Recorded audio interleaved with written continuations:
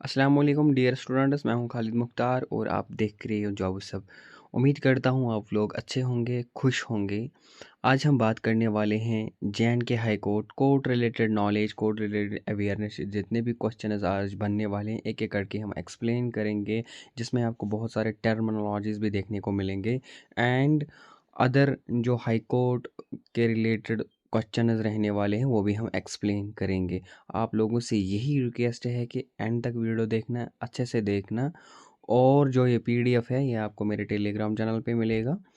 आप जो टेलीग्राम की लिंक है वो आपको डिस्क्रिप्शन में मिलेगी, वहाँ जाके आप इसको पा सकते हो। तो क्वेश्चन नंबर 1 जो है वो है a legal document through which a client authorizes an advocate to represent them in a court filled by an advocate when they are appointed to appear on behalf of a litigant in a case। देखो question क्या बोलता है। Question बोलता है अगर किसी को पहले पता होगा इसका आंसर क्या है वो कमेंट बॉक्स में बोल सकता है। इसका जो आंसर है ना स्टूडेंट्स वो है वकालतनामा। क्वेश्चन बोलता है कि वकालतनामा ये होता है कि जब कोई बंदा या जब कोई बंदा या कोई क्राइम करेगा वो क्या करता है, वो एक लीगल डॉक्यूमेंट बनाता है। ठीक, जो उसको रिप्रेजेंट करके देता है कौन, एडवोकेट। एडवोकेट रिप्रेजेंट करके देता है कोर्ट में। अब उसमें जो ये वकालतनामा होता है इसमें जो एडवोकेट होता है वो आपकी हर कोई परेशानी, हर कोई भी चीज़ लिखता है एज़ पर जो आप बताओगे, बयान दोगे, वो सारा कुछ वो उस वकालतनामा में एक्सप्लेन करता है। ठीक, और ये होता है लीगल डॉक्यूमेंट। इस डॉक्यूमेंट में वो सारा कुछ मेंशन होता है जो केस के रिलेटेड होगा या अदर कोई प्रॉब्लम होगी उसके रिलेटेड होता है। और फिर क्या करता है, फिर आपके बदले में जो एडवोकेट होता है वो क्या करता है, वो अपीयर हो जाता है कोर्ट में। वो क्या करता है फिर वो, जब एडवोकेट आपको बोलता है कि क्या क्या परेशानी है तो वो उस वकालतनामा में लिखता है, एक्सप्लेन सारा कुछ करता है। और आपके आपके बदले में वो फिर कोर्ट में जाता है और वहाँ पे सारा कुछ एक्सप्लेन करता है जज के सामने। तो इसको हम बोलते हैं वकालतनामा। अनदर क्वेश्चन जो है वो है a written statement or document filled by the plaintiff to indicative a civil lawsuit. The plaintiff outlines the fact of the case, legal grounds and the relief sought by the plaintiff। अब इसका जो answer अगर किसी को पता होगा तो वो कमेंट बॉक्स में बोल सकता है स्टूडेंट्स। इसका जो आंसर है वो है प्लेंटिव। प्लेंट, देखो प्लेंट क्या होता है, प्लेंट भी एक लीगल डॉक्यूमेंट होता है। ठीक, प्लेंट एक लीगल डॉक्यूमेंट होता है। यहाँ पे आप देख सकते हो ये एक लीगल डॉक्यूमेंट होता है। प्लेंटिफ क्या होता है, प्लेंटिफ किसी व्यक्ति को हम बोलते हैं। देखो जो ये प्लेंटिफ है ना, प्लेंटिफ इसको ये किसी व्यक्ति, ये कोई व्यक्ति होता है या पर्सन होता है, ये प्लेंट होता है ना, प्लेंट ये होता है लीगल डॉक्यूमेंट। प्लेंट होता है लीगल डॉक्यूमेंट, प्लेंटिफ होता है कोई पर्सन। देखो अब बात क्या है यहाँ पे किस्सा है, जब कोई पर्सन करता है काम, वो अगर कोई भी प्रॉब्लम होगी उसको, या कोई केस करना होगा या कुछ भी लिखना होगा, ठीक, या कोई भी प्रॉब्लम होगी उसको वो एक क्या करता है, अ, वो एक प्लेंट लाता है। क्या लाता है, प्लेंट। प्लेंटिफ क्या करता है, प्लेंटिफ करता है ये एक लीगल डॉक्यूमेंट लाता है जिसको हम बोलते हैं प्लेंट। उसी पे ये सारा कुछ अपना बयान लिखता है, जो भी लिखना होता है, लेकिन ये खुद लिखता है, प्लेंटिफ खुद लिखता है इसमें। ठीक, और फिर जो करना होगा इसको वो करता है फिर उस लीगल डॉक्यूमेंट का। अनदर क्वेश्चन क्या है, अनदर क्वेश्चन है a temporary release of an accused person awaiting trial usually secured by a monetary deposit or bond guarantee by a judge to ensure that the accused appears in court in scheduled dates। Question क्या है, अगर किसी को answer पता होगा वो comment box में एक एक का अच्छे अपने अपने हिसाब से जवाब दे सकता है। तो इसका जो आंसर है स्टूडेंट्स वो है बेल। यानी ऑप्शन ए बेल। अब बताओगे सर बेल क्या होता है? बेल ये एक टेम्पोररी रिलीज होती है, किसकी? Accused person. एक्यूज्ड पर्सन वो पर्सन होता है स्टूडेंट्स जो गुनाह करता है, ठीक? ये होता है एक्यूज्ड पर्सन, गुनहगार, ठीक? जिसने क्राइम किया होगा, कोई क्रिमिनल एक्टिविटी की होगी, उसको हम बोलते हैं एक्यूज्ड पर्सन। यानी उसको कोर्ट बोलता है कि हाँ आप गुनहगार हो, आपने क्राइम किया है, उसी को हम बोलते हैं एक्यूज्ड पर्सन। अब यहाँ पे बात की जाती है बेल की। बेल है क्या? बेल वो चीज़ है जो टेम्परेरी रिलीज होती है एक्यूज्ड पर्सन, गुनहगार की। वो उसको कोर्ट बोलता है कि आपको हम बेल देते हैं, लेकिन टेम्परेरी बेल है, आपको इस टाइम तक, उसको शेड्यूल दिया जाएगा, कोई डेट दिया जाएगा, फिक्स डेट दिया जाएगा, उसके अंदर या कुछ डेज के अंदर आपको फिर से वापस आना होगा, तो उसको हम स्टूडेंट्स बोलते हैं बेल।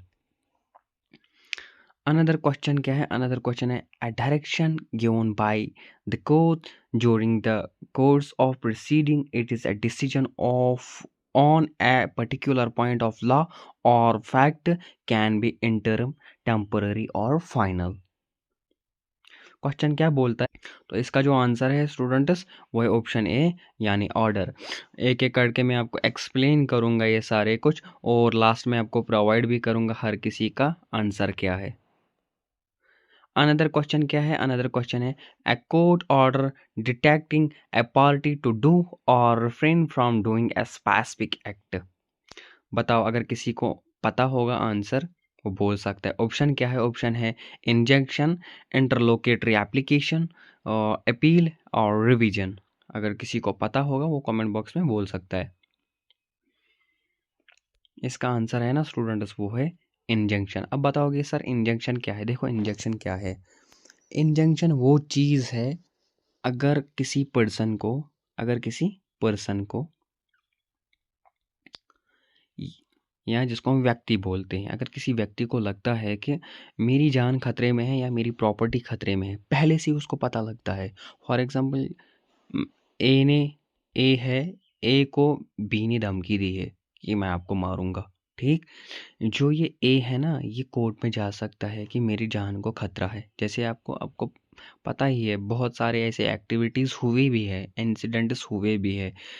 तो ये ए जाएगा कोर्ट में, बोलेगा कि मुझे लगता है कि मेरी जान को खतरा है या मेरी प्रॉपर्टी को खतरा है, आप क्या करें, आप मुझे सिक्योरिटी एडवांस में दो, ताकि मैं अपनी लैंड को बचा सकता हूँ या अपने सेहत को अपने आप को बचा सकता हूँ। तो कोर्ट क्या करता है? कोर्ट इसको सिक्योरिटी प्रोवाइड करता है, एडवांस में प्रोवाइड करता है। तो उसको हम क्या बोलते हैं स्टूडेंट्स? उसको हम बोलते हैं इंजंक्शन, ठीक? इसका जो राइट आंसर है वो है ऑप्शन ए। तो अनदर क्वेश्चन क्या है? अनदर क्वेश्चन है a pre-arrest bail granted to an individual apprehending arrest for a non-bailable offense applied to prevent arrest in a cases where the individual believes they might be falsely implicated। अब अगर किसी को answer option पता होगा वो बोल सकता है एडजॉर्टमेंट, फ्लिंग, डिस्पोशन या एंटिसिपेटरी बेल। इसका जो आंसर है ना स्टूडेंट्स वो है एंटिसिपेटरी बेल। अब बोलोगे ये सर ये एंटिसिपेटरी बेल होता क्या है?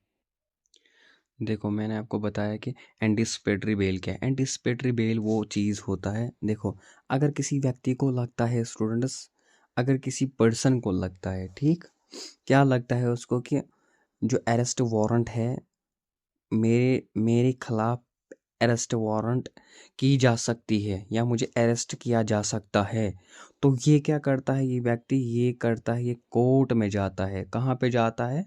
कोर्ट में जाता है, और ये पहले से ही एडवांस में ही बेल लाता है अपने लिए। ये बेल लाता है अपने लिए ताकि इस मुझे अरेस्ट ना करे।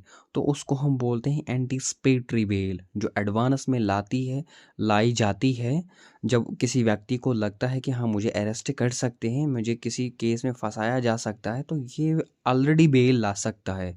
और ये किस्से भी हुए हैं, बहुत बार हुए हैं, जब किसी व्यक्ति को लगता था कि मुझे किसी को केस में फंसाया जा सकता है, तो वो क्या करता था, वो बेल लाता था कोर्ट से, और फिर खुद लड़ता था किसी के उस केस के लिए। ठीक, तो इसी को हम बोलते हैं एंटीसिपेटरी बेल। अनदर क्वेश्चन क्या है? अनदर क्वेश्चन है the legal means by which a court एनफोर्सेस a right imposes a penalty और एब्सेंस ऑफ द अदर। अगर किसी को पता होगा ऑप्शन वो बोल सकता है कमेंट बॉक्स में। इसका जो आंसर है ना वो है स्टूडेंट्स रेमेडी। अब बताओगे कि सर रेमेडी होता क्या है? रेमेडी होता है, रेमेडी हम उसको कहते हैं, देखो अगर किसी बंदे को प्रॉब्लम होती है ना, या किसी व्यक्ति को प्रॉब्लम क्या होती है? प्रॉब्लम होती है, वैसी प्रॉब्लम जो मतलब जुडिशरी में आती है, जैसे कि किसी को लैंड प्रॉब्लम की होगी या कोई किसी को धमका रहा होगा, या वैसी प्रॉब्लम मतलब आप समझो कि जो इलीगल प्रॉब्लम होगी। ठीक, या कोई किसी का लैंड चुराएगा या किसी को नुकसान कोई करेगा। ठीक, तो उसको हम बोलते हैं रेमेडी। क्या बोलते हैं? रेमेडी। फिर से बताओ, रेमेडी हम उस चीज़ को बोलते हैं अगर किसी व्यक्ति को कोई बंदा प्रॉब्लम करेगा या कोई लैंड चुराएगा तो वो जाता है फिर कोर्ट में। क्या जाता है? कोर्ट में। किसके लिए? जस्टिस के लिए। ठीक, उसको इंसाफ चाहिए। अब ये बात करूँ मैं कि रेमेडी दो तरह के होते हैं। रेमेडी दो तरह के होते हैं। एक होता है लीगल रेमेडी, एक होता है लीगल रेमेडी,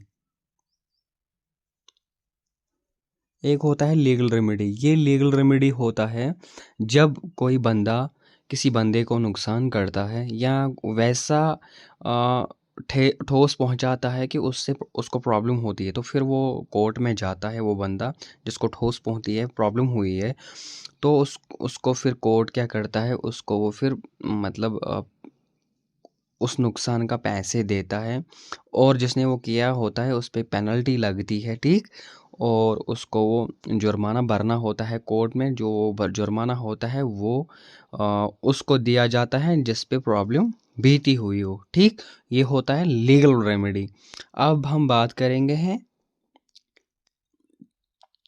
इक्विटेबल रेमेडी की। Equitable, EQUITABLE, equitable remedy. Equitable remedy ये होता है, ये कोर्ट का कमांड होता है कि आपको करना है या नहीं करना है। अगर एक्यूज्ड पर्सन को बोला जाएगा कि ठीक है आपको ये नहीं करना है, आपको इसको प्रॉब्लम, आपको तंग नहीं करना है, तो वो उसको फिर कमांड मानना होता है, उसको नहीं करना होता है वो चीज़ फिर। तो उसको हम बोलते हैं इक्विटेबल रेमेडी। दो तरह के रेमेडी होते हैं, एक लीगल, दूसरा है इक्विटेबल रेमेडी। स्टूडेंट्स, मैं इतनी मेहनत करता हूँ आपके लिए, आप स्टार्टिंग से लेके एंडिंग तक वीडियो ये पोर्शन देख लेना। आप देख लेना आपको मज़ा आया या नहीं आया। मैं आपको इतने प्यार से पढ़ाता हूँ स्टूडेंट, मैं बहुत मेहनत करता हूँ आपके लिए। अगर आप मुझसे पढ़ोगे, मुझे सपोर्ट करोगे, मैं गारंटी देता हूँ आपको सिलेक्शन होके ही रहेगी। तो अनदर क्वेश्चन है, another a formal written statement of claims and defence presented by an party in a lawsuit. तो अगर किसी को पता है इसका आंसर वो कमेंट बॉक्स में बोल सकता है। इसका जो आंसर है ना वो है स्टूडेंट्स प्लीडिंग। अब बताओगे सर ये प्लीडिंग होता क्या है? ये प्लीडिंग होता क्या है? प्लीडिंग का मतलब होता है गुजारिश करना, यानी इल्तिजा करना। देखो बात क्या है, अब आपको ऐसे समझ आएगा। एक होता है प्लेंटिफ,